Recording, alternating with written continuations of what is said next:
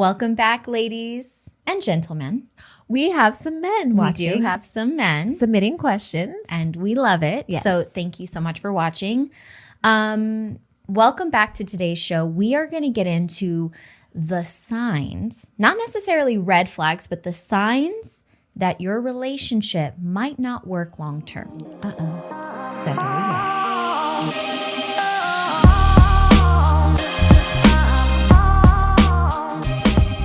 Hi, Chrissy Kate. Hello. Happy belated birthday. Thank you so much. I'm 30 years old now. And I was telling Christal yesterday, I found an article that says, well, Christal was saying to me, oh, you're an adult now. Because I'm 30. I'm like, I think I've been an adult since I was 15. But I found an article yesterday that said your brain actually isn't fully developed until you're 30. So now I've just been telling everyone I'm an adult now. That's funny that it says that because I still feel like my brain is developing. Yeah, we have half a brain, but combined we have one total brain because we each have like half of a brain, but we make one brain total.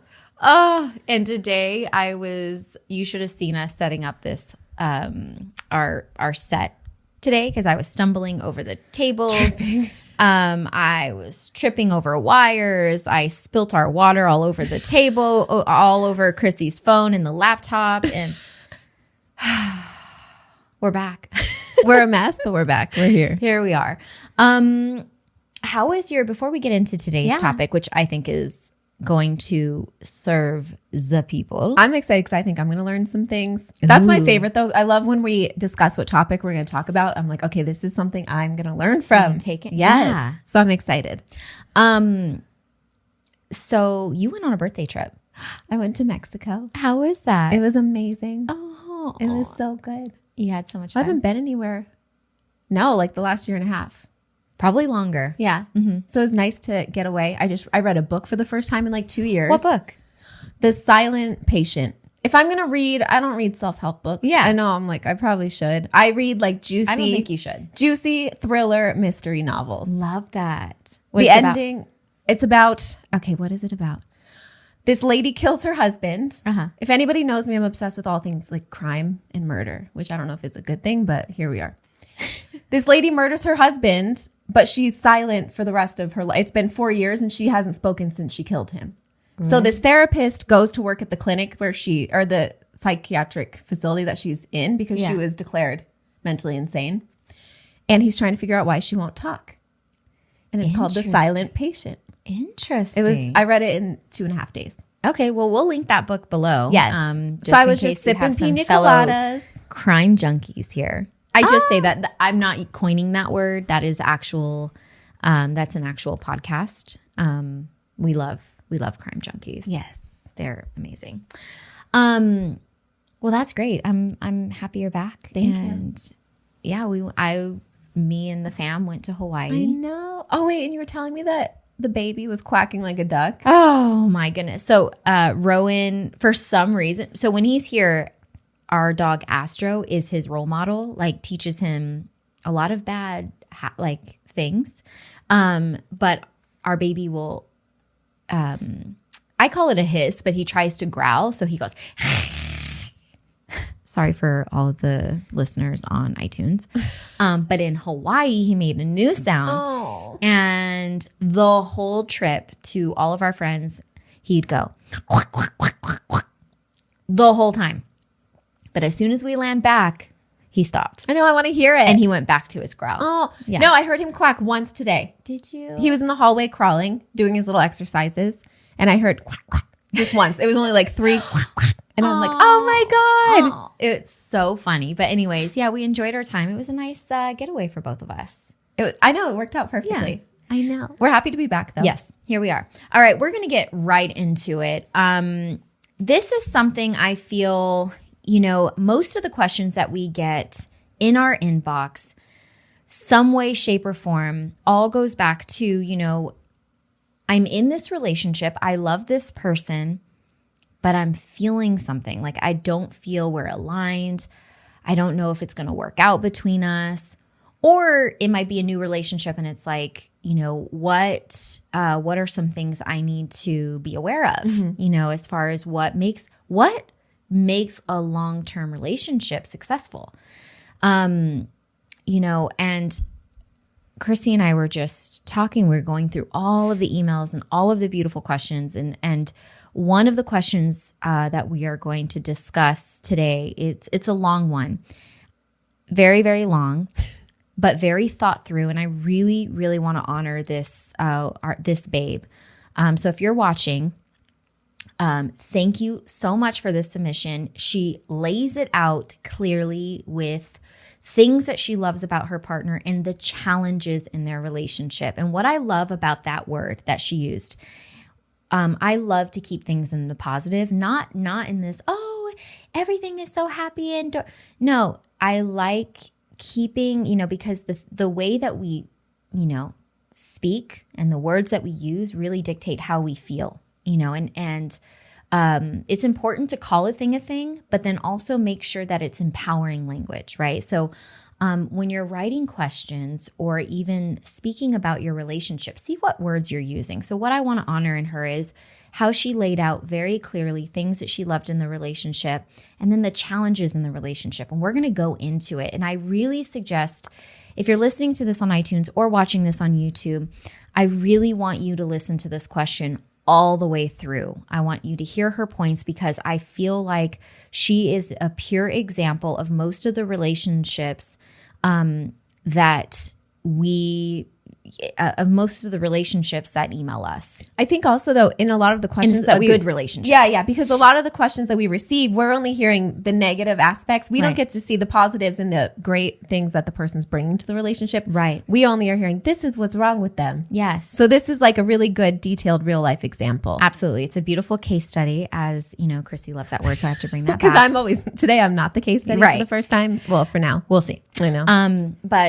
So once we get to that question, I want, if possible, just listen to it through. And because we really, really want to, as much as possible, kind of use this as like a coaching session. Yeah, exactly. And I know that it's going to help you, even if you're in a good relationship, just to look at things a little bit differently. Okay. So the signs that you're in a relationship that probably won't work long term. We're going to go into the signs, then we're going to ask the questions because, we loved giving you kind of the lesson and the structure of it so that you can start seeing it in the questions that we read. Does that make sense? It does. Is that good? Okay. Yeah, because then you go into the question, you can play back to the different aspects. Right. All right, Cakes, do you want to do the honors? Can I read the first one? Absolutely. Okay. So, ladies and gents, 8 signs that your relationship won't work long term. Dun, dun, dun. I'm scared of like all 8. Okay. Number 1, there's an imbalance of power. One person feels superior in the relationship. Dependency in relationship for fear of loss of security. Yes. Imbalance of power. That's not necessary. And when we talk about security, it doesn't necessarily need to mean financial security. Imbalance of power is any time you're in a relationship where one person's needs are more important than another. Okay. Where somebody has this superior presence in the relationship. You'll see that some of these signs kind of work together and they kind of play.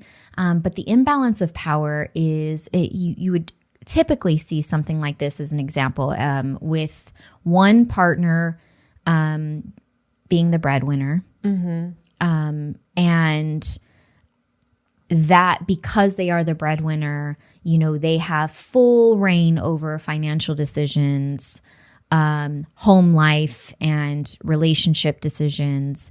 And they don't really respect their partner that much. Now, there are beautiful partners who are breadwinners, but also look at the relationship in a very holistic way and understanding, especially for women who are stay-at-home moms or partners who, keep up with, the back end.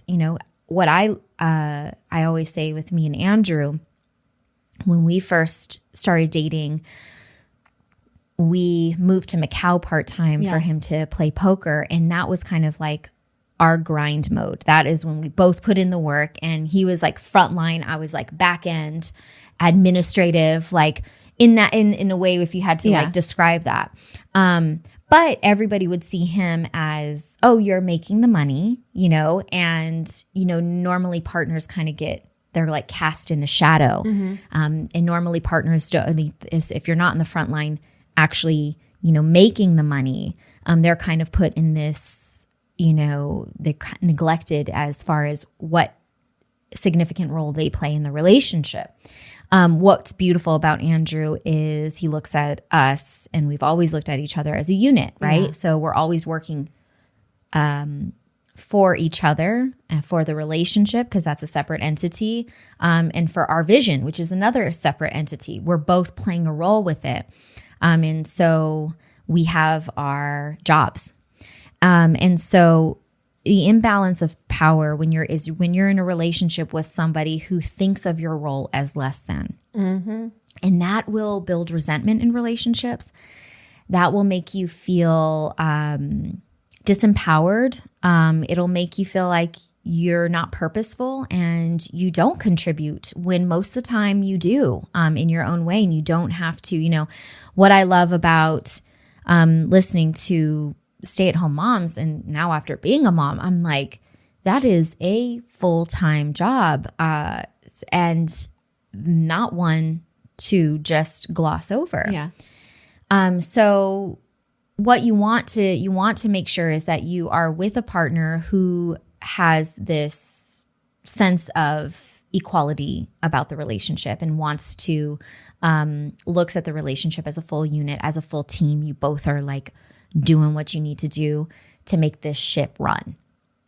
I also think it's often overlooked. Like, you see somebody, they're the breadwinner, but who's making, like you said, who's making things run behind the scene? If somebody's working all the time, who's making sure that person's fed, taken care of? 100%. And maybe it's not a paid job, but it's still significant. Yeah. And helping that person have more time to do what they need to do to provide. Yes.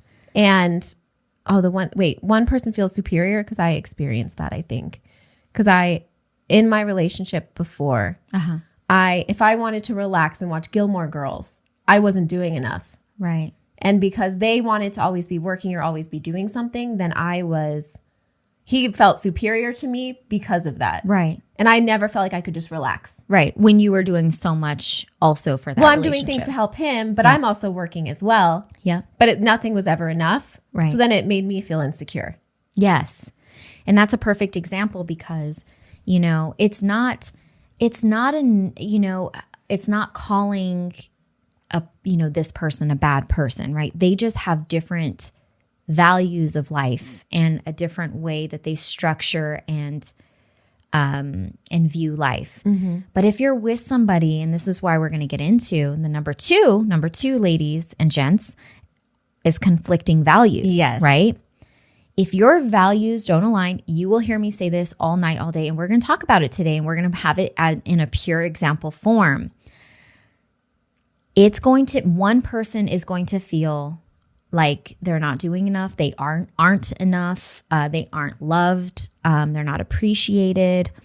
And that's just not going to work long term, right? You're going to, the relationship's going to build resentment. One or both people are going to feel unloved and just not seen, not appreciated. And if you don't know these values, it's one thing to go to a therapist and sit down and let's talk about our problems. But if you're not really getting to the root of, hey, these are my values in life, these are yours, this is how I see the world, this is how there's no resolving these issues, because you could talk about it, all day, all night, and most of the emails that we get is we've talked about it. We've sat down and we've communicated it. He or she does not get it. Yes. That's because he or she either, one, doesn't know their values and don't know yours, and you don't, so that's why we want to give you words to start, and some kind of structure so that you can start kind of putting this into form so that you guys can start working on this together. And if you're single, even better. This is like a perfect time to learn what it is that you value most. Okay. You did I don't know if it was a podcast or an article. You have one that's single or in a relationship, why you must have a relationship vision. Yes. And I think it goes back to values. So I'll link that below. Beautiful. But I think that's a good one. Yes. A relationship vision is. Oh, I have. Yeah. once you've established what your values are, what do you value, what do I value, are they congruent? Do they mesh well? Do they play together well? What I always say is your core values have to be similar. The core values are who you are as a person. That doesn't change. And a lot of people think it will change because they really want to make it work with somebody. No, your core values they kind of like are who you are. They manifest in the way that you interact in the world, your personality, your things that are important to you. You can't change those.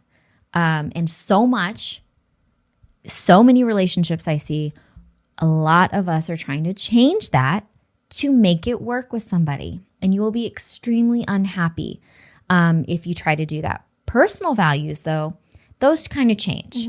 Personal values are just like kind of things that you want to take on for a goal you're trying to achieve or a vision you're trying to set. So going back to this relationship vision is once you've established your core values, what you value, what your partner values, are they aligned? Are they congruent?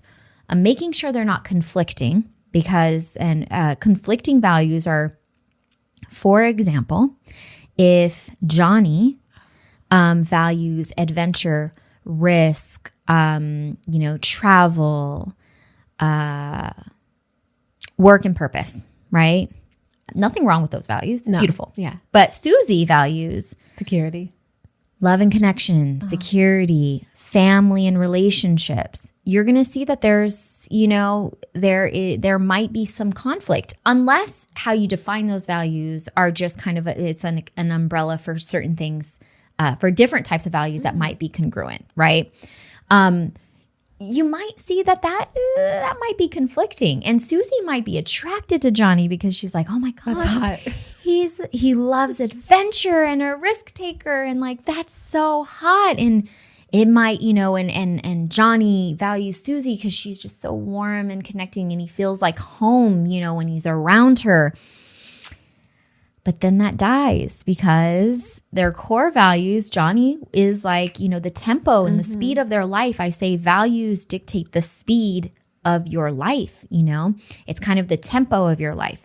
My values, you can clearly see the way that I move and groove in life. It's very slower paced. It's very like I take a lot of time to think, sometimes a little too much time, to think things through or to kind of conceptualize things. And thankfully, Andrew's the same tempo. Yeah. But if I had to be with somebody who operated at this speed, nothing wrong with that speed. If it's true for you, that's true for you. That would make me feel like I'm not doing enough. I'm not enough. Or that somehow my wants and needs are wrong. And so that's why it's important to kind of see what these values are, be aligned with yours, especially if you're single. Knowing what you value so that you can see it in other people and knowing that, that tempo feels right to you, So that's conflicting values. But do you think, do you think, say that you're newly dating somebody. Yeah. How long or how much do you need to get to know them before you can kind of see what their values are? So for someone that's going on dates, say I'm going on the third date with someone or a first date, how would I be able to determine what their values are? Yeah. Are there certain questions I could ask? No. What do you think? Yeah. I mean, there's questions for sure. And that might be an interesting. I think that's a good, because dating, let's write that down. It's hard to know what to ask. And then if this is something you want to know, because somebody, say that you really want to settle down and you're not, I think dating should be fun, but maybe you do want to settle down and you're being serious about dating. Yeah. You want to know what their values are so then you're not wasting your time. 100%.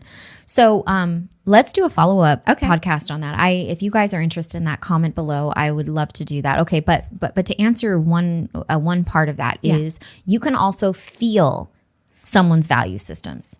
So for instance, when I was dating when I was younger, even though I was in the exploration phase of my life, I still had my same core values, right? So I still operated slower. I wanted to get to know people, especially get to know, if I'm dating you, right? So I was dating somebody who loved to go out and would always bring an entourage wherever he went, and it's just like all of these people when I just wanted to get to know this person. And it was fun. Like, don't get me wrong. I was in that time of my life where, for for a moment that feels good that I was in that time, in that space. But then after, even a month of dating, it's like, okay, well, I want to just get to know this person. And you just felt like there's this incongruency in because you're forced to work at this speed and even just not even the speed and the tempo of this person, but also just the feeling of being around this person. It was just like, I always had to make sure I was in some way entertaining. Oh, do you know what I mean? And that just didn't feel good to me, because I operate slower in my core. And I like to let my hair down. I just want to feel comfy. And I feel, like there's a lot of my values of just like home and earthy, So for a moment, it feels exhilarating, being around this person. It's passionate and it's like, ooh, we're opposite. And this is like, fun. But when you're trying to have a relationship with someone and it gets down to, long term, as we're talking about, that doesn't work because you're constantly feeling like you have to be who you're not, to make it work and to be, on this person's level. Nothing wrong with that person's level. Nothing wrong. But it's just, I was not the right energy for that relationship. That makes sense. So the third sign that this relationship won't work long term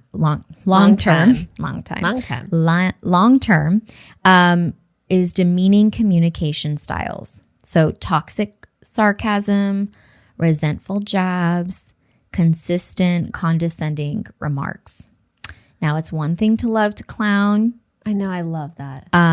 But being too sarcastic to the point where it becomes like a dig.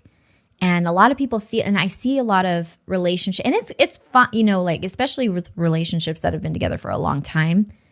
There are moments where that's going to happen. Like there's times, and I catch myself too, where I will, do some resentful jabs, to Andrew, especially, we've gone through our little thing after having a baby. But when that becomes the norm, because it's easy to fall into the norm of these communication styles, that will eat away at your relationship little by little. It's like you're eating that person alive. Not just them, but that relationship. There is no sustainability with a relationship like this. It eats at the passion. It eats at the intimacy. It eats at the partnership because, if you think of the triangle of relationships, partnership is huge, right? But that's not it. You still need, attraction and intimacy and passion. But it eats away at all of those things. So really, and this is why going back to what I said in the beginning and what I honor about the question, our babe who submitted this question that we're going to be talking about is just the language she uses is very respectful. It's very loving. It comes from a very pure place. And you can tell there is no immaturity in it. Yeah. And when you come from immaturity, it's just, especially coming from toxic sarcasm and doing these jabs, it's really, one, it's a lack of maturity. But also it's your fear of vulnerability, so a lot of people hide their true self through sarcasm and humor. And in a relationship, that's not sustainable. It's beautiful once in a while, but not sustainable long term. So it's really important that we catch ourselves. Again, I've raised my hand for that in the times in our relationships where, I've had some resentful jabs once or twice. But you have to nip that in the bud because that will eat away at your relationship. And if you come from a partner who constantly does that, you might feel like you're not worthy, or you might also feel like you're not loved and, you're not appreciated in the relationship. And then you might come on edge and you might start reacting in ways that aren't honoring your true self either. So it's really taking a look at that. But then on a micro level, taking a look at the language in which you describe your relationship as well. So how do you describe your relationship when you talk to people? Is it positive? Or is it taking away from that relationship? Is it, demeaning? And do you feel the more negatively you talk about your relationship, the more negatively you probably think about it? Yeah. Because the more you're putting it out there. Yeah. So then, it's like the rose-colored glasses, but the opposite of that. Yes. Where we usually look at things with rose-colored glasses. So everything's amazing. Everything's so wonderful. Yeah. But then when you constantly talk about negative aspects to that, it becomes reality. 100%. Yeah. Your language dictates how you feel. Yeah. And a lot of times we don't shine a light on it because a lot of our language is just internal. We have like the thoughts that roll through our head, and then we give power to those thoughts. But also how you speak of your experiences, So for instance, can I talk about your car this summer? Oh, yeah. Okay. So Chrissy got her car stolen. Okay. Now I have to go to court. Now she has to go to court. She's a witness. Anyway, she got her car stolen, and I remember getting the text. She was like finishing her coffee, and she got a text. She's like, "My car's stolen." I'm sobbing. I'm like bawling my eyes out. I've had the car for 15 years. Yeah. It's the only car I've ever owned. And I'm sitting, I like park Friday night after work, and then I park it right in front of my balcony, and then I'm drinking my coffee in the morning at like 6 a.m. I always would FaceTime my dad. We're on the phone. I look down. I'm like, I used to have a car there. Like, I swear to God, I had a car there. He's like, go look around the apartment complex. Nobody stole it. I'm like, no, it's gone. I'm like, not here. So, and it disappeared for 4 months.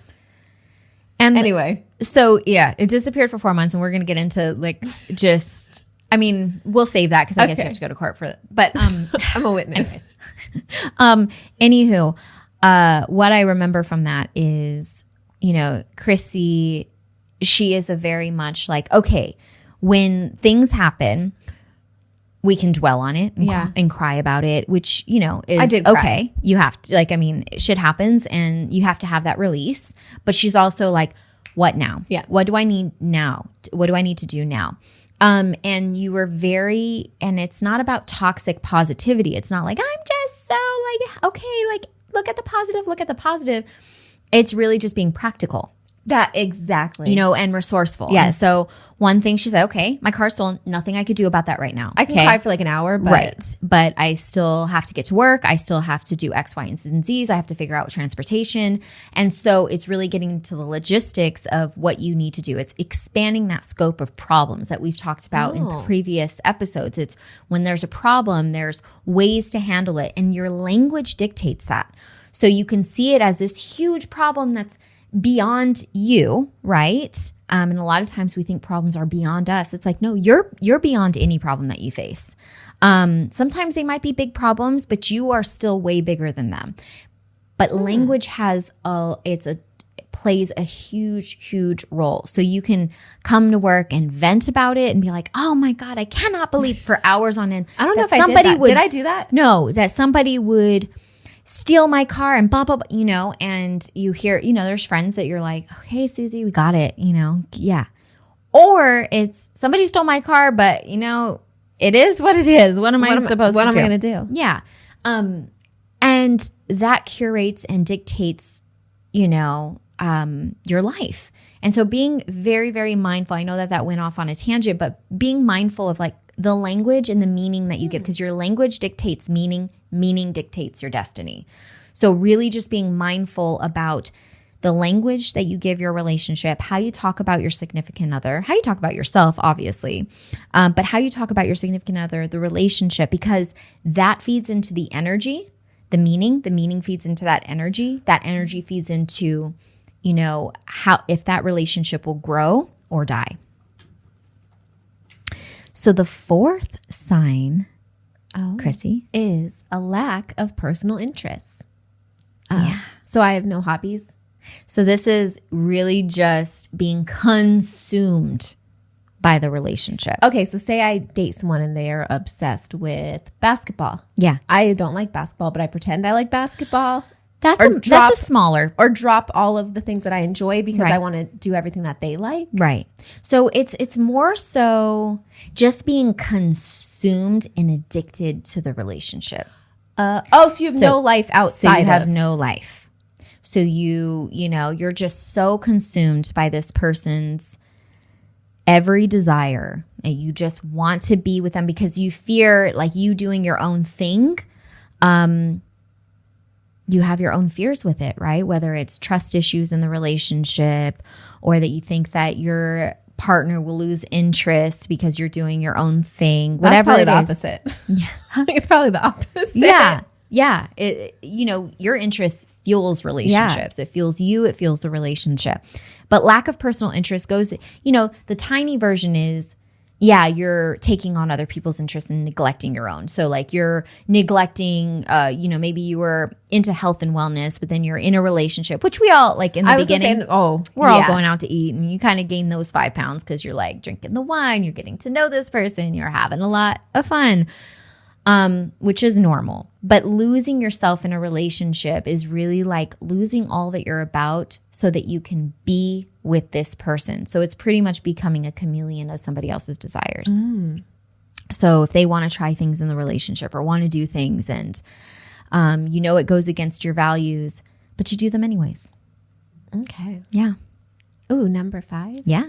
One partner has a dire need for external attention or gratification. So this is, let's just be real. Do this.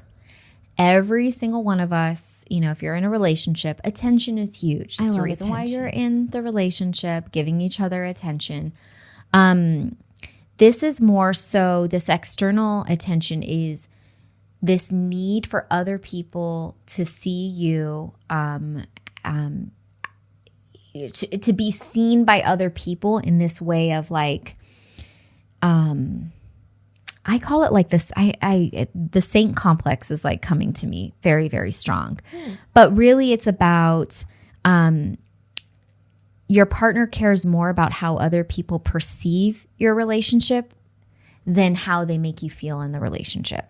So it's like putting on this face of like everything is perfect in our relationship, and your partner has this like superior like presence, and that they're perfect in every way outside of the relationship, but you're like, yeah, but you make me feel like shit, right? I have a theory about that. I have a theory that the more that people post on Facebook about their relationships, the more unhappy they are in their relationships. It's not necessarily true, right? But every person that I know, and I know their relationship offline and online, that's 95% the case. I mean, a lot of times it's true because you're wanting justification that your relationship's amazing by external people that don't actually really know it. Right. And it's, because the external gratification, is, that fuels their needs for whatever their, significance or, as long as my relationship looks good, then it is good, because nobody knows that it's not good. Yes. But could it also, we were talking about doing another episode about just social media. Yeah. But what if somebody needs attention from other people online? Yeah.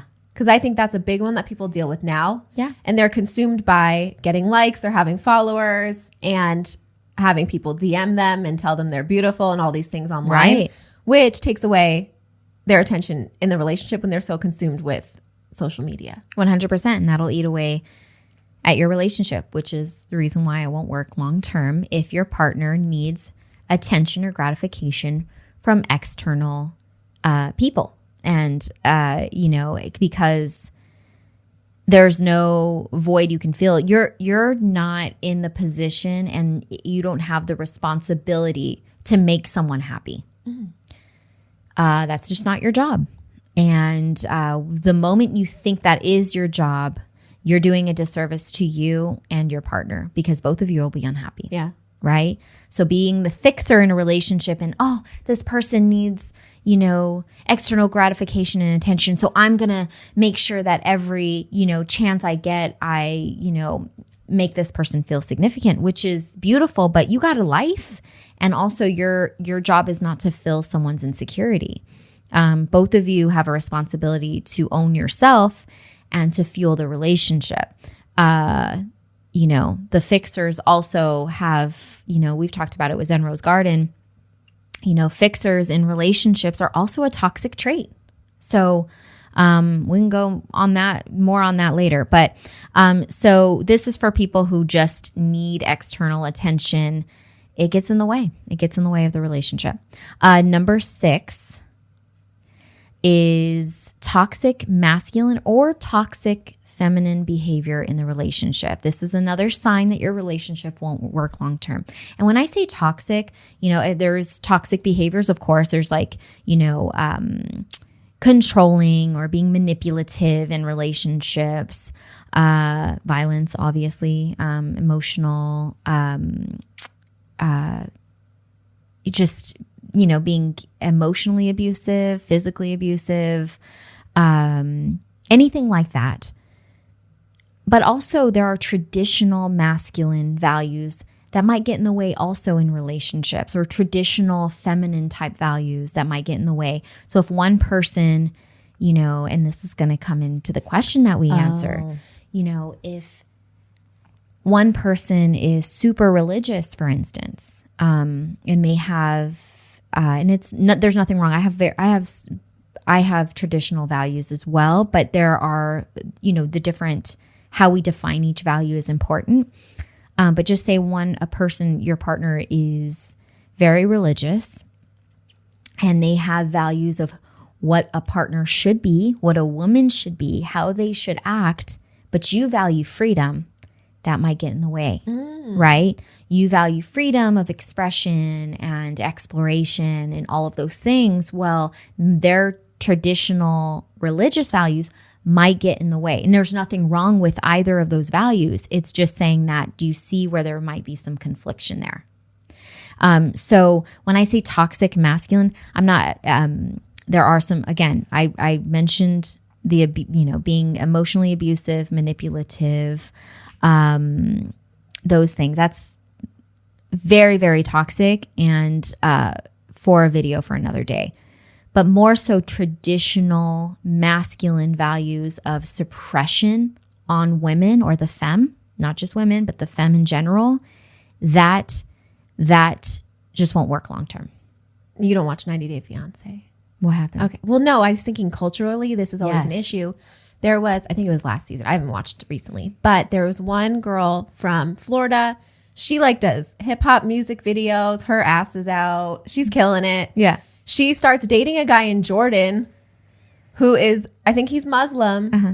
His family is strict Muslim. You need to be married if you want to share any type of room, do anything. Sure. She's also married. She's still married to someone else. Yeah, oh, and she didn't tell him. Yeah. But when she shows up and arrives, she's not culturally doing the things that are expected in that country. Right. And to them, it comes off as disrespectful. And you can see a butting of heads where they both actually come off as toxic because she's not appreciating his culture. He's not appreciating her culture. Right. But somehow they think this relationship's going to work. And there's that thing. It's not about whose values are more important and not who's right and wrong either. No one's right or wrong. Yes. It's just making sure your values align. Because if they don't, there's going to be conflict, and it's going to come off as disrespectful. It's going to come off as suppressive. And there are, when we go into toxic masculine and feminine traits, I don't want to say that one has different types of behaviors. I think the toxic masc and femme are pretty much the same. They can be controlling, they can be manipulative. Those are things that just won't work long term. It's dangerous in relationships. But as far as traditional values, if you are with somebody who has traditional values, but you value, freedom and self-exploration, unless those values are actually very much important to you, that's going to be very restrictive for you. And again, neither is right or wrong. But you want to, in that case, with cultures and religious beliefs, one partner is going to feel disrespected in the relationship if you have conflicting values. And for them, I think it's exciting in the beginning. They're talking online. I think she flew and met him, but she didn't meet his family. Right. So it's this nice, exciting thing. But then reality hits after a while, and it's like, okay, we literally don't have any cultural similarities. Right. And their values are different because she's more. Yeah. He's traditional and she wants freedom of expression. Yeah. So we'll see what happens. And, it's quite possible that his real values are, are not the traditional values. That's true. And maybe his family is traditional, but he is attracted to, he has secret core values, but he's had to suppress his values his whole life, because of these traditional values. And this goes with not just the Muslim culture, but also, all around the world. Like, I come from a Mexican family, and thankfully my family has been very open, but traditional Mexican families, a lot of the time they have these very much restrictive masculine beliefs, and especially with religion behind it, and certain religions, and just how, especially, grandparents and just old school peeps, like, you want to make sure that you're aligning with your partner. And again, they can come from a very strict conservative family, as long as their values, though, are not, as long as they're not, suppressing you in the process. Otherwise, it's going to seem disrespectful. Like, they're, anyways. Number 7, relationship is built on whirlwind romance. Okay. Now, we all love passion here. Oh. Okay. And just like I said before about my exploration phase and being with somebody who was super, super exciting and actually was necessary in the state of my life, because I had just gotten out of a long-term relationship, and he just kind of opened up possibilities in my life. So it was just like really, but again, it was just go, go, go, too much excitement.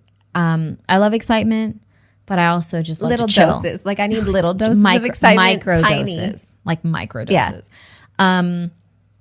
I love microdosing on excitement. Have you heard of love bombing? No. Okay, let me look up. My friend told me about it, but I think it's the same thing. If anyone's heard of it, let me know. Love bombing. Okay, what is 10 signs to know you're being love bombed is an attempt to influence a person by demonstrations of attention and affection. Mm-hmm. It can be used in different ways for either positive or negative purposes. So you basically just compliment them and you smother them with gifts, attention, affection, and words, but there's no action behind it. 100%. And it's short-lived. Yeah. But this is a term I just heard of. I call it the magician. Yes, but I'm like, so magicians do love bombing.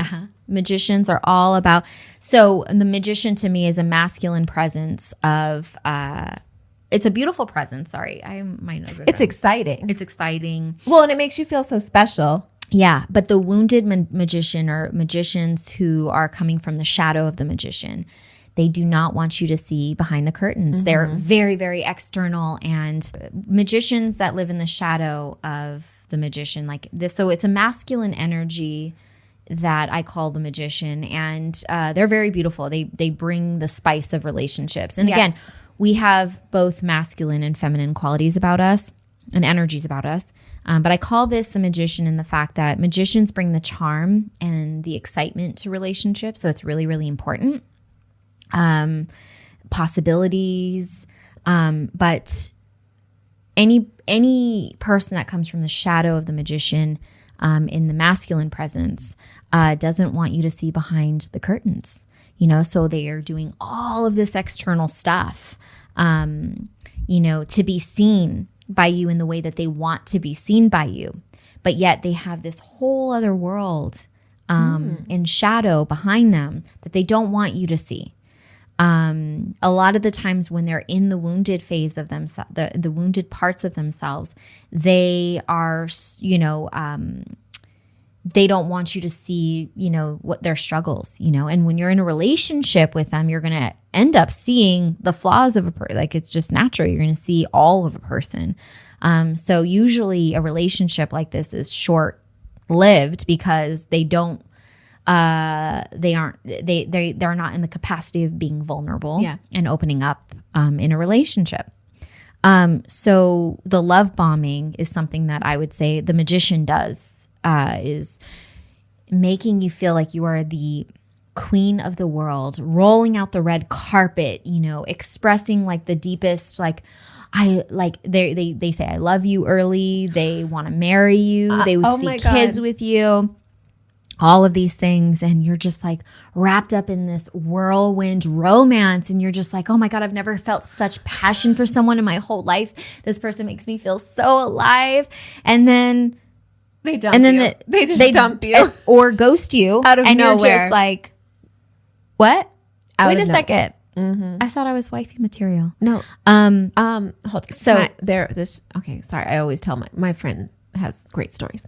She was dating someone like this, and I love everything about you. I love your eyes. I love your face. I love your hair. I love the way that you talk. I love the way that you laugh. And then she did not like him anymore because she could see behind it. Yeah. And she wrote him and she's like, I don't think this is working out. He goes, yeah, me either. Good luck though.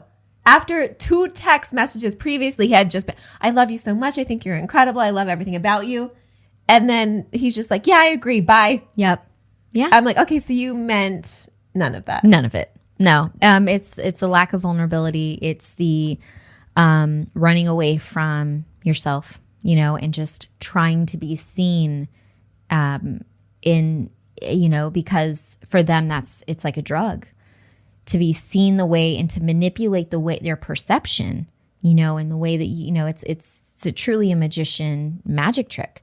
And so so this whirlwind romance that women get wrapped up in and then wonder why, oh my goodness, we moved in together and it's not what I felt like it was. Yes. Dear John. So anyway, that's definitely not going to work long term. And making sure that you can get, when you're first starting to date somebody, there is a whirlwind romance time period. But making sure it's logical, authentic, and you feel good about it, but then also making sure you're seeing behind a person, learning about that person and understanding, because a lot of times we get stuck, wrapped around this romance and this projection and this illusion we create about people that we're like, but did I hear anything about his mom? Yeah. Or like, wait, does he even have sisters? I don't think I even asked. I've been dating him for 2 months. We've just been having passionate sex and he's been whining and dining me, but I don't think I even know. Have I even met his friends? Have I met his parents? Well, I can't say that much because like magicians that I've like dated, I've met everybody because they love a full entourage. Me too. But do I even know who they actually trust in life? Because a lot of times they'll bring around people so that there's like, it's not so much energy on them. So it's almost like, here's my whole world. I'm being super open with you. But it's like, but do I know anything about you? Like, how'd you grow up? You know what I mean? Oh my We're God, on to you. This happened. Oh my God. We're on to you, magicians. Also, we do love the magicians as well. Well, it's hot.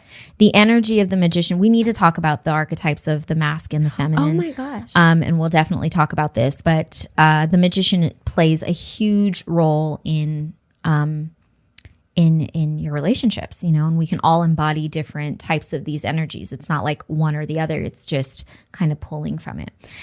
All right. Do you want to say the last one? Numero ocho.